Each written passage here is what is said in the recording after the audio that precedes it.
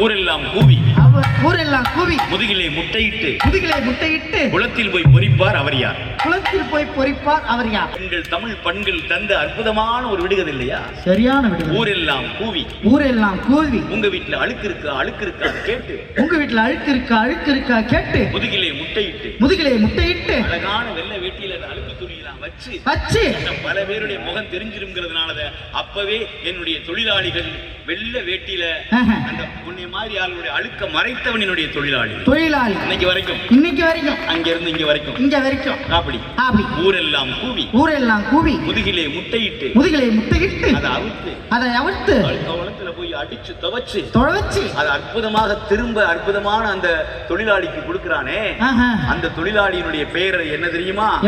இந்த விடுகதையினுடைய முடிவு என்ன தெரியுமா?